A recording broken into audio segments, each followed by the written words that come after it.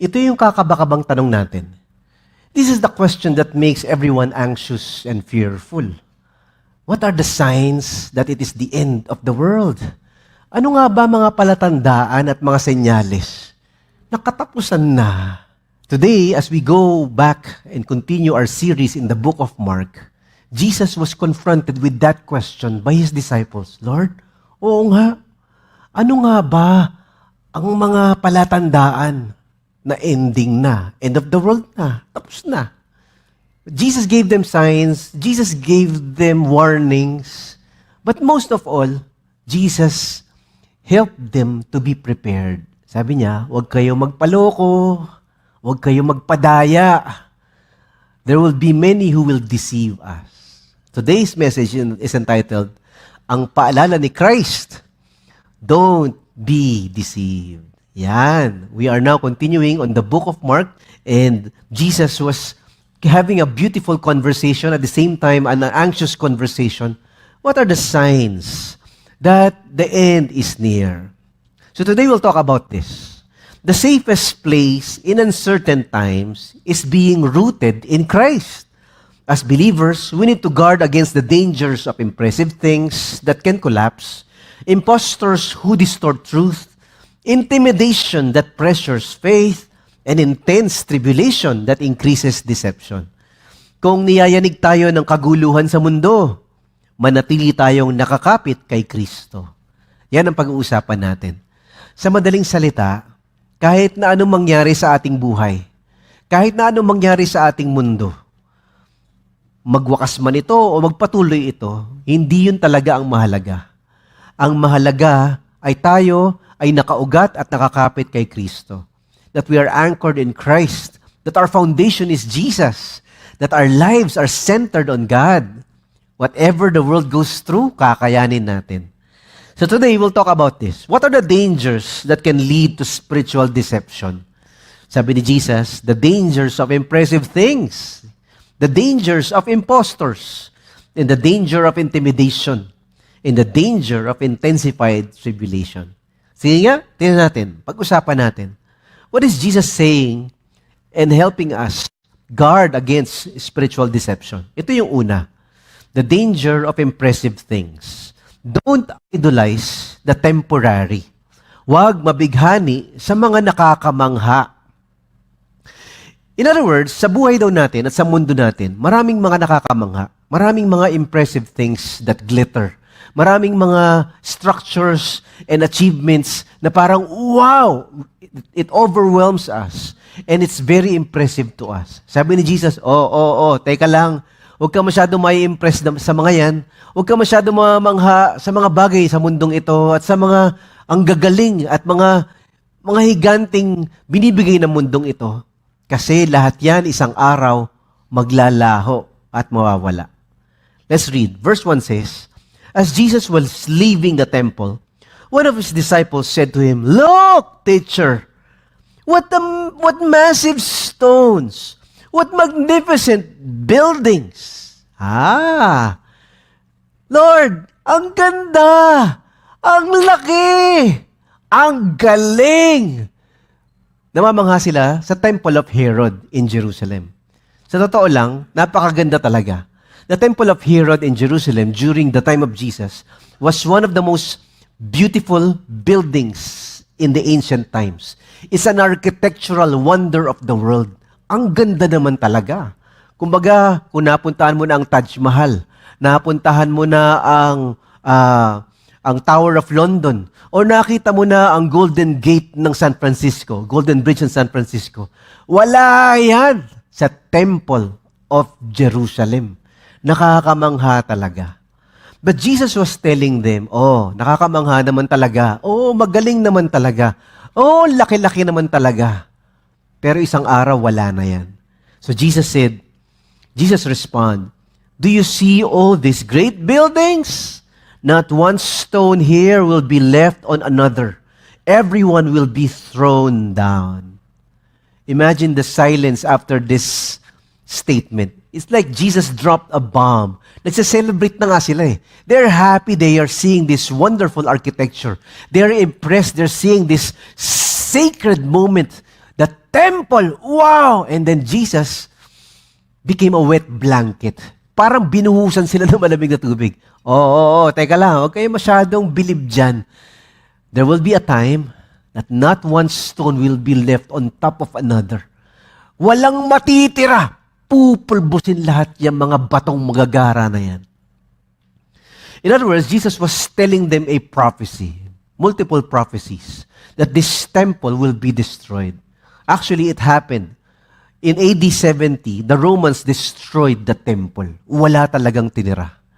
Until today, there is no temple in Jerusalem because the Roman Empire destroyed it in AD 70. So Jesus was correct. Don't be impressed with the temporary bling. Don't be fascinated with the temporary glitters of impressive buildings, of impressive success, of impressive cars, of impressive wealth, of impressive treasures and trophies and medals, of impressive applause. Dahil lahat yan isang araw, wala na. What looked permanent is actually temporary. And here's the deeper issue. The temple was meant to point people to God. Yun talaga ang role ng templo. Hindi para sambahin at hangaan ang templo, kundi para sambahin at hangaan ang Diyos na pinaglilingkuran sa templo. The temple was meant to point to God's presence. It was a symbol. But over time, people began trusting the symbol instead of the God of the symbol. Pwede din tayo magkaganoon. Mas pinahalagahan natin ang building kaysa sa presensya ng Diyos. Mas pinapahalagahan natin ang institution kaysa sa katotohanan ng Diyos. We admire the buildings instead of the presence of God. We admire the programs instead of the truth of God. We admire institutions and programs instead of the work of God in our lives. Nagkakamali tayo minsan. Mas mahalaga yung programa, mas mahalaga yung simbahan, mas mahalaga yung building kesa sa Diyos. Jesus was gently teaching His disciples, do not anchor your faith to something that can collapse. Do not hold on to the things. Don't trust and depend your life on things that one day will be gone. Because buildings fall, systems fail, nations shift, but Christ remains. Amen? Kaya ang problema, lalo na magkakaroon ng eleksyon, sometimes we depend our lives and the future of our nation or the future of our families to politicians, to government systems, to institutions, or to programs. Pero sabi ni Jesus, huwag ka dyan umasa. Kasi ang tao nagkakamali, ang politiko sumasablay, ang mga institusyon nagigiba, ang mga building bumabaksak, ang pera nauubos. Pero ikaw, kumapit ka sa Diyos.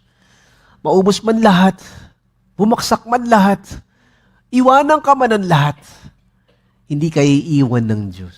Ang ganda. So the first warning is simple. Do not idolize what is temporary. If your faith is built on what can be shaken, it will shake. But if your faith is built on Christ, it will stand. Remember, there was a time when Jesus was talking about two types of builders. Dalawang tao na nagtayo ng bahay. The first builder built his house on sand. Wow! Beachfront! Ang ganda! Ganda ng architecture, ang ganda ng interior, ang ganda ng pintura, ang ganda ng bubong. Pero nakatayo sa buhangin. The waves came, the storms came, the winds, they were howling strong. The building collapsed. The house was thrown into the sea. It's gone. Nakatayo kasi sa buhangin eh. But the second builder, Jesus said, was built on rock. It's not impressive or beautiful, but it's built on rock. The winds came, the floods rose, the storms come. The house was still there, standing. Sabi ni Jesus, ganoon din daw ang buhay natin. Ang sino mo nakikinig sa salita ng Diyos at inuuna ang Diyos, hindi naman ginagawa, hindi naman pinapamuhay. Parang bahay na nakatayo sa buhanginan. Tumating ang bagyo. Sabi ni Doc, malignant, cancer. Naubos ang pera, baksak ang negosyo. Nagkaroon ng pandemic, economic crisis. Walang pundasyon. Puro buhangin ang kinakapitan. Pero sabi ni Jesus, yung nakikinig sa aking mga salita. Inuuna ang Diyos, pero pinapamuhay ang kanyang katotohanan. Those who cherish God's word and apply God's word. Those who trust Jesus and obey Jesus. Houses built on rock. Naubos lahat. May kanser ang pamilya. Bumakasak ang negosyo. Iniwan ang mga kaibigan. Wala na yung mahal niya. Nakatayo pa din. The question is, where is your house built? What's the foundation of your life? Saan ba nakatayo ang buhay mo? Sa palakpak ba ng tao? Sa medalya ba ng championship? Sa pera ba sa bangko? Sa building bang magara? Sa bahay ba na hinahangaan? Sa negosyo bang umuunlad? O sa Diyos na pwedeng pagkatiwalaan? Hindi na nanakaw, hindi na uubos, hindi na aagaw. And that is the first warning for the end times. Ganda. Yung puso mo muna, saan nakatayo? Kasi parang sinasabi ni Jesus, ang building, naluluma, nasisira, nasusunog. Tayo nga mga Pilipino may kasabihan, nakawang ka na ng 10 beses, huwag lang masunugan. Pag nasunog, simula ka uli, wala lahat. Pera, nauubos, nananakaw, nai-scam, nabubudol. Ang kalusugan, nangihina, sumasama, nagkakasakit. Ang tao, umaalis, namamatay, iiwang ka. Pero kung ang Diyos, ang tunay na building ng buhay mo, kung ang Diyos, ang tunay na bato sa ilalim ng bahay mo, bagyuhin ka man, nakatayo ka pa din. Amen? Palapakan natin ang Panginoon. Thank you, Lord. Praise God. So that's the first danger that Jesus was warning about. The spiritual deception was, okay na ako pare. Ang dami ko ng ipon eh. I have 9 digits in the bank. Okay na ako pare. 5 na negosyo ko eh. Hindi na ako babaksak. Hindi na magugutom mga anak ko at mga apo ko. Okay na ako pare. Ganda na ng bahay ko eh. Ang ganda na ng mga tagumpay ko eh. Jesus says, oops, teka lang. Don't be impressed with magnificent achievements. One day, no stone will be left on top of each other. But if God is your real treasure, if God is the real building that drives your life, more than the temple, is the God that the temple points to. Ito naman yung pangalawa. Sabi ni Jesus, bantayan niyo puso niyo in the last days, before the end comes, there will be dangers. The second danger is the danger of impostors. Don't follow the counterfeit. Huwag magpaloko sa mga nakakabilib. Ang dami niyan. Na-scam ka na ba? Nabudol ka na ba? Kala ko totoo, hindi pala totoo. Kala ko tama, mali pala. Kala ko sa Diyos, hindi pala sa Diyos. After leaving the temple, Jesus sits on the Mount of Olives. Peter, James, John, and Andrew came privately and asked, tell us when all these things happen, and what will be the sign that they are all about to be fulfilled. Though they're asking for a schedule, they're asking for a date. But Jesus did not give them a date. Kailan ba darating ang katapusan? Kailan ba babalik si Lord? Kailan ba ang end times? Did not give them a date, did not give them details as to what, where, when. Instead, He gave them a safeguard. This is what He said. Verse 5, watch out that no one deceives you. Watch out. Magbantay kayo. Mag-ingat kayo. You can confuse your vulnerability with curiosity. Parang kala nyo, tanong kayo ng tanong, pero marami manloloko sa inyo. Verse 6, He says, many will come in my name, claiming I am He, and will deceive many. That's the second warning of Jesus. Guard your heart from impostors. Marami daw magpapanggap, ako si Jesus. Ako ang tagapagligtas. Ako na ang bagong Messiah. Ako na ang bagong Christ. Ang dami daw, isang damakmak. Today, we have a lot of false teachers, false prophets going around. We have a lot of false Christians and false Christianity and false groups. Kala mo Christian, hindi pala. Kala mo based sa Bible yung teaching, hindi pala. Kala mo totoo, mali pala. When I was in college, I was invited to a Bible study. Hindi excited ako. Sabi ko, wow, Bible study. Yeah, I'm a Christian. Yeah, let's go. So, the Bible study happened in this room, and the teacher started teaching. And something in the teaching sounds disconnected and disturbing. Parang wala sa Bible yan ha. Parang hindi totoo yan ha. That's what happens, no? Your spirit is not comfortable with what they're saying. And finally, the teacher said, did you know, Mike, that there is now a new Jesus Christ? Meron ng bagong Jesus. Meron ng bagong tagapagligtas. Sabi ko, ha? What? And this new Savior is from Korea. What? He eats kimchi. Sabi ko, what? Sabi ko, what kind of teaching is this? Sabi ko, and the teacher said, Jesus Christ failed on the cross. He died, and his mission was incomplete. His mission was not accomplished. Because he died, somebody took the mission and completed it. And his name is Sun Myung Moon. Sabi ko, what? Korean daw ang tagapagligtas. Sabi ko, tinalo niyo pa mga Pilipino ah. Meron din kami niyan. Meron din kaming sugo. Meron pa kaming son of God eh. The appointed son of God eh. I think every country has their own version of false messiahs and false Christ. Ano? Jesus said, oh, madami yan. Pero pagkatapusan na, dadami pa yan. If there are many false Christs and false messiahs and false saviors today, there will be 1,000 times more of them when the end is near. So kaya sabi ni Jesus, bantayan ninyo. Alamin niyo yung totoo, para alam niyo yung mga mali. So how do you know if a gem is fake? How do you know if a diamond is false? How do you know? We learn from the jewelers, right? Matututo tayo sa mga alahero. Ito yung mga magaling sa alahas. Ito yung araw-araw hawak nila ang totoong diamante. Ito yung araw-araw hawak nila at ramdam nila ang tunay na ginto, ang tunay na silver, ang tunay na jade, ang tunay na diamond. They know the true feel and the true texture of a genuine diamond or a genuine gem. Kaya, pag binigay mo yung alahas mo, alam nila, ay, pare, fake yan. Fake? Fake ba to? 50K ko nabili to, pare, 100K to sa Dubai. Fake nga eh. Paano mo nalaman? Basta, fake yan. Ramdam ko eh. They know. How do they know? They have mastered the genuine. Araw-araw ba naman, hawak mo totoong diamond? Araw-araw ba naman, alam mo ang ramdam ng totoong gold? Alam mo ang kagat ng totoong silver? Alam mo bigat ng totoo? So every time a fake comes along, every time a false gem or a fake diamond comes along, or a fake gold comes along, ay, puwet lang ng baso yan. Hindi yan totoo. Alam nila. Tayo, hindi natin alam. Mabubudol tayo. May scam ako. I don't know a fake diamond from a real one because I'm clueless about what a genuine diamond looks like. But we learn from the master jewelers, right?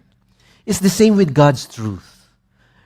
The more we are familiar with the truth of God's word, the more we master the teaching of God, the more we are close to the Bible, we read the Bible, and we study the Bible, and we meditate the truth of God's word, maaamoy mo pag kami maling turo eh. Something in your heart does not feel right. Parang wala sa Bible yan ah. Parang di naman totoo yung turo na yan ah. Parang kulto yata itong nasalihan ko. Parang mali at taliwas sa gusto ng Diyos yung sinasabi yata ng preacher na yun ah. You will know in your heart what is fake if you have mastered and familiarized yourself with the genuine. Hello? Hindi ka maloloko, hindi ka mabubudol, hindi ka may scam na mga maling turo dahil mahal mo, busog ka, at alam mo kung ano ang totoong turo ni Jesus. Amen? And this is what Jesus is telling us. The second danger is the danger of impostors. So here's the warning. Don't follow the loudest voice. Don't follow the newest movement. Don't follow the most dramatic prediction. Don't follow the most impressive speech or the most eloquent teaching. You follow Jesus. You follow the teachings of Jesus. When you master who He is and what He wants and what He teaches and His message, you will not be deceived. If you do not know the true shepherd, you may follow and be deceived by a fake shepherd, a stranger dressed like a shepherd. Yan ang warning ni Jesus. Ito naman yung pangatlo. May pangatlo pa. The danger of intimidation. Don't abandon the faith. Huwag magpasindak sa mga nanggugulo. So, pag malapit na raw ang katapusan, pag malapit na ang wakas ng mundo, maraming manggugulo, maraming mangiinis, maraming ang mga api, maraming mananakit sa atin bilang tagasunod ni Jesus. Grabe ha? Pastor Mike, lolokohin na yung mga tao, mananakit pa sila. They will persecute us, they will kill us, they will beat us, and they will persecute us.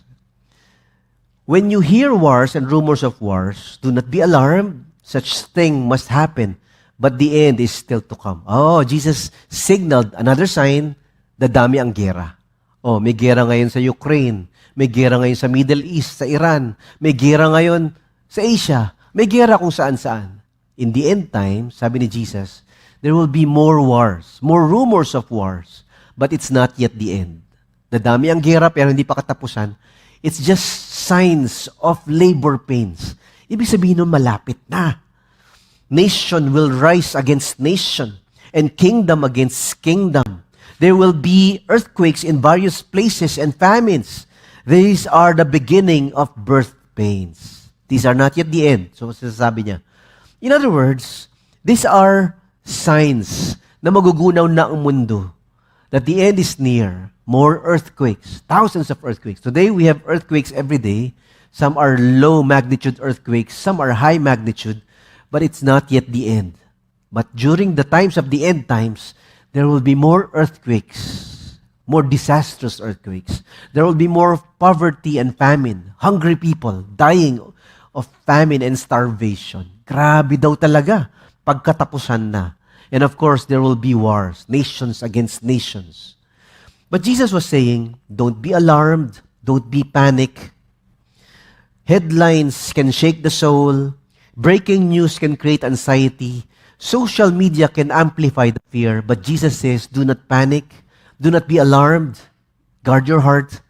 The focus shifts from global turmoil, now this time, he says, to personal persecution.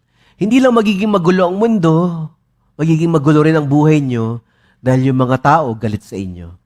He says, when these things begin to happen, watch out. You will be handed over to the local councils and beaten in the synagogues. You will stand trial before governors and kings because you are my followers. But this will be your opportunity to tell them about me. What is Jesus telling them? Oh, life will be hard. People will persecute you. You will be brought to prison. Ikukulong kayo, bubugbugin kayo, lalaiting kayo, pagtatawanan kayo. Pero ito daw ay opportunity para ipakilala si Jesus. Ito daw mga pagkakataon para masabi natin sa mga tao ang pagmamahal ng Diyos. Ang magandang balita tungkol kay Jesus. Ibang klase binubugbog ka na, pinapatay na kayo, pinahihirapan na kayo. You still tell them about the love of God and the forgiveness in Jesus and the salvation in Christ. Ibang klase pala to, Pastor Mike. So Jesus is telling them, when dark times come, you shine your brightest lights. When people throw bad things at you, you throw good things at them. When people hate you and curse you, you bless them. You share the good news to them. Ibang klase So yung mga classmate mo na pinagtatawanan ka dahil umaattend ka sa church at meron kang Bible na binabasa sa sulok, hayaan mo lang. Huwag kang mainis, huwag kang magtampo. This is an opportunity to talk to them about Jesus and about the love of God. O yung mga office mate mo na binabash ka, kinakancel ka, kasi mahal mo si Jesus. At lagi ka nasa simbahan, okay lang yun. Jesus said, magliwanag ka kahit madilim, binabato ka ng masama, batuhin mo ng kabutihan. It's an opportunity to share Jesus to your office mates. O yung mga kapitbahay mo, pinagtatawanan ka dahil born again ka. O yung mga kamag-anak mo, nilalait ka. Kasi si Jesus na ang gusto mo, hindi na ibang religion. Sabi ni Jesus, okay lang yan. Masakit. Bubugbugin ka nga nila Ipapakulong ka ng iba Lalaitin ka ng mga tao Pagtatawanan ka ng mga mahal mo. Pero opportunity daw yon para marinig nila ang good news. Para marinig nila tungkol kay Jesus. Pag binato ka ng away at inis at galit, batuhin mo ng pagmamahal. Batuhin mo ng good news. Batuhin mo ng kabaitan. Hello? Hirap ng Pastor Mike, ha? Ibig sabihin yung nagchichismis sa akin, gagantihan ko ng kabaitan. Ibig sabihin yung nangaapi sa anak ko at nangaapi sa pamilya namin, gagantihan ko ng pagmamahal. Ibig sabihin, Pastor Mike, yung ayaw sa amin at binabash kami dahil sa aming pananampalataya kay Jesus, babatuhin namin ng good news. Puro bad news nga binibigay sa amin eh. Why do we become good news to them? This is what Jesus is saying. When the times are dark, when people become hateful, when evil is predominant in the world or in the nation, we do good. We share the good news. We be the good news. We shine our brightest lights when it is darkest. Amen? Palapakan natin ang Panginoon. Thank you, Lord. Praise God. And Jesus went on, He said, and the gospel must first be preached to all nations before the end will come. This is very clear. Pastor Mike, how do I know it's the end? How do I know that the world will be destroyed and will be replaced with a new one? How do I know it's time that everything will crumble and everything will burn? How do I know? Paano ko malalaman na katapusan na ng mundo? Jesus said, the gospel will be preached to all nations. Today, not yet. There are places in Africa, Asia, in the Middle East, in the Arab countries, where Jesus is not known, where the Bible is not yet heard. Hindi pa nila alam ang magandang balita. Ang dami pang mga tribo, mga bundok, mga kuweba at mga komunidad. Hindi pa kilala si Jesus. Hindi pa katapusan. Malayo pa. Matagal pa. Pero one time, today, this is the greatest century ever. Because of the internet, because of social media, because of communication revolution, because of the technology we have and the satellite power that we have today, everyone can have access to the gospel and the good news. Jesus can be heard thousands of kilometers away, even when we are not there. Today, the end is becoming nearer and nearer.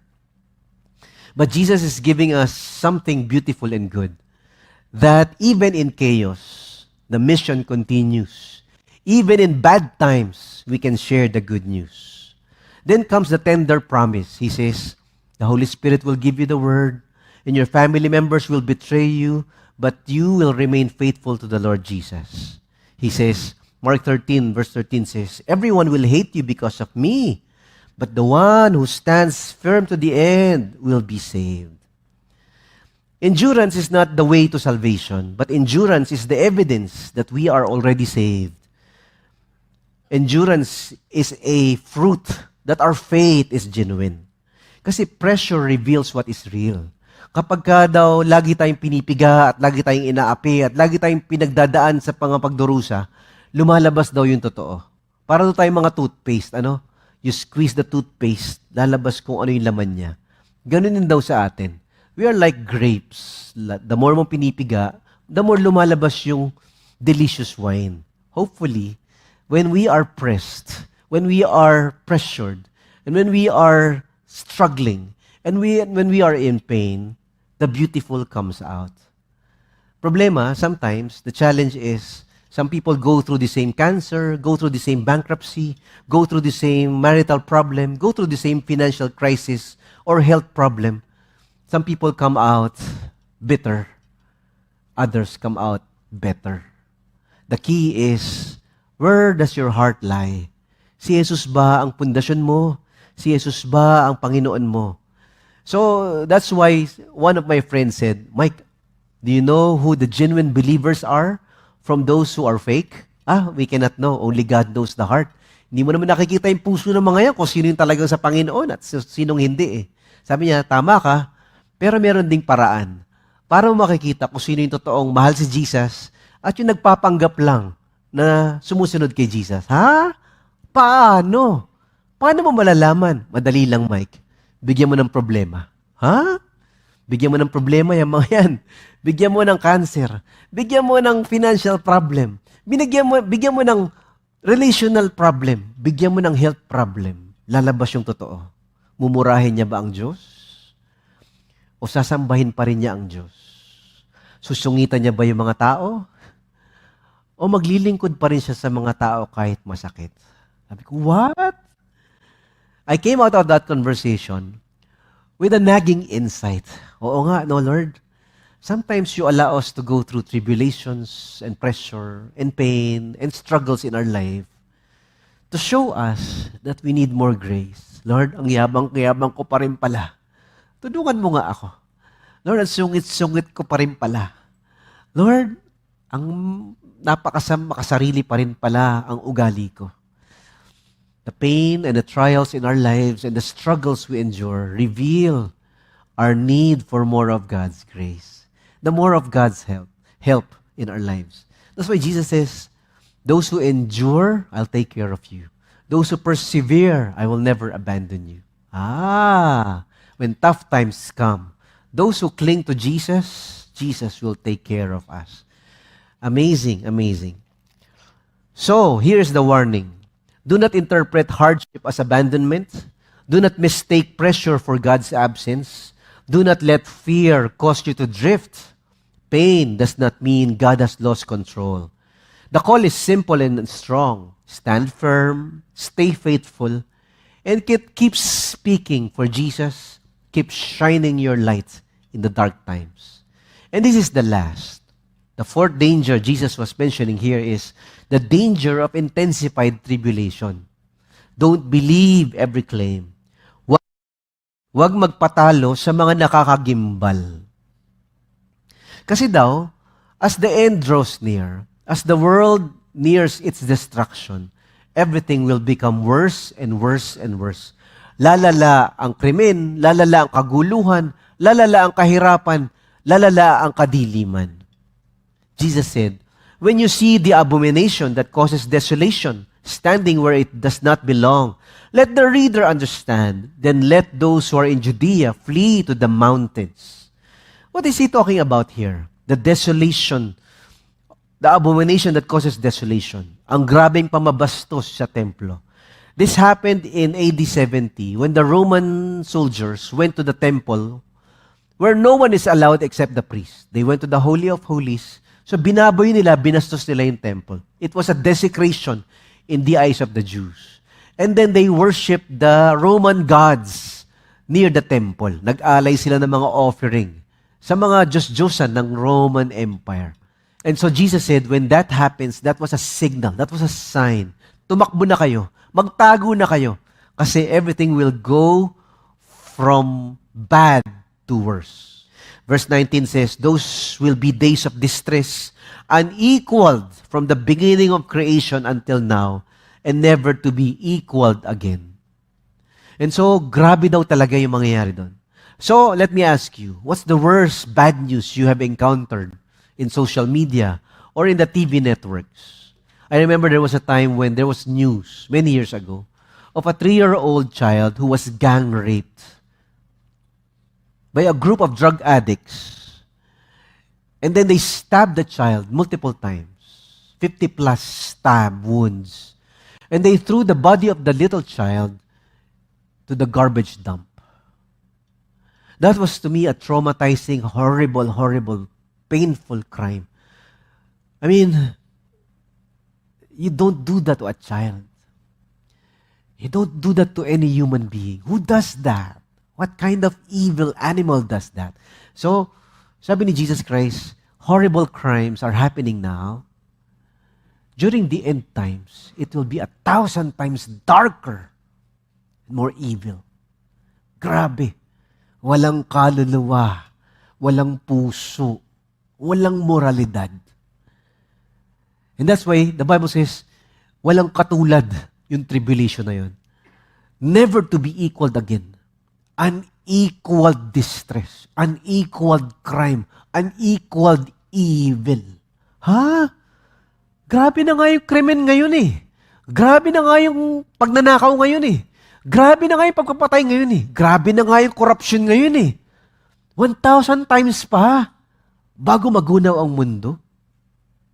Before the world ends, evil will be rampant. Sin will be dominating. Darkness will prevail. and then God will crush them all. Tindi. And so, the Bible says, but God comforts us and gives us grace because He will shorten the days. Iiklian lang niya kasi hindi mo kakayanin. Iiklian lang niya kasi hindi kakayanin ng mga Christians. Sobra na, Lord. Dumating ka na. Tapusin mo na to. Hirap na kami. In those times, Jesus said, He will shorten it for the sake of those He loves, for the sake of the believers, for the sake of the people, the church He chose. Grabe! Iniklian ng Diyos yung sandamakmak na krimen, sandamakmak na kadiliman, at kahayupan para sa iyo at para sa atin. Where is that? Indeed, verse 20 says, indeed, if the Lord did not shorten those days, no human beings could survive. But for the sake of the people whom He has chosen, that's the church. People He has chosen, that's us, the believers. That's the church. Para sa ating mga mananampalataya, He has shortened those days. That's the grace of God. Ano? That's the love of God. That's the mercy of God. Hindi mo kakayanin. Masusuka ka. Sobrang dumi. Sobrang sama. Sobrang bulok. Sobrang dilim ng mundo bago matapos lahat. And so Jesus said, at that time, if anyone says to you, look, here's the Messiah, or look, here He is, do not believe it. For false messiahs and false prophets will appear and perform signs and wonders to deceive. Grabe, ano? Dadami pa yung mga maling Jesus, mapagpanggap na Kristo, mga maling tagapagligtas, mga bulaang Diyos. Many false messiahs and false Christs and false saviors will arise 1,000 times more than we have now. Ang dami na nga ngayon eh. Ang dami na nga kulto ngayon eh. Ang dami na nga mga nagpapanggap na Kristo ngayon eh. Sa sabungan, ang dami rin Kristo. Di ba? Pero sa bandang huli, when the world is about to end, there will be more and more who will pretend to be the Savior and Messiah. So Jesus ends this conversation. He says, so, be on your guard. Magbantay kayo. I have told you everything ahead of time. So here's the final warning. Do not run after dramatic claims and impressive achievements and spotlights. Do not chase sensational predictions. Do not believe every voice that promises immediate rescue or salvation. When tribulation intensifies, cling to Jesus, cling to the Word of God, stay anchored in Christ. Stay awake, stay anchored, stay faithful. Watch out, guard your heart. Yon ang babala ni Jesus sa kanyang mga tagasunod. If you build your life on impressive structures, you will shake. If you chase sensational voices, you will drift. If you panic under pressure, you will falter. But if you anchor your heart in Christ and His Word, you will endure. So, examine your foundation, deepen your discernment, strengthen your endurance, stay awake, stay anchored, stay faithful. Because the safest place in uncertain times is close to Jesus. Wow, ganda. That's why today we talked about this. The safest place in uncertain times is rooted in Christ.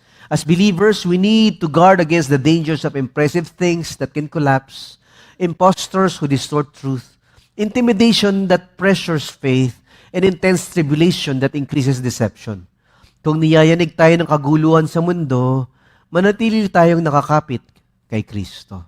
Sa totoo lang, mga kapatid, magkaka-cancer ka, mamamatayan ka, your heart will be broken, your health will fade, your money will run out, our strength will run dry, and the things we have accumulated will burn. The things we have built and poured our hearts on, the treasures we have, they will all fade. Our health will fade. Our strength and our beauty will one day be remembered no more.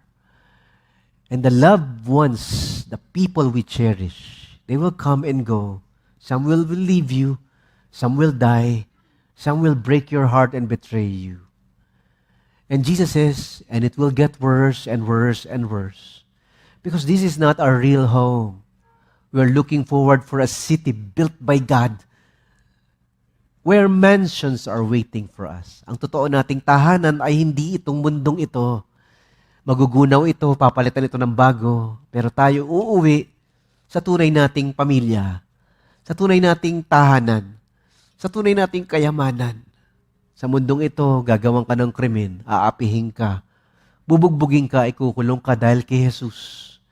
Pero huwag kang matakot, huwag ka rin magpaloko, manatili ka nakakapit kay Kristo.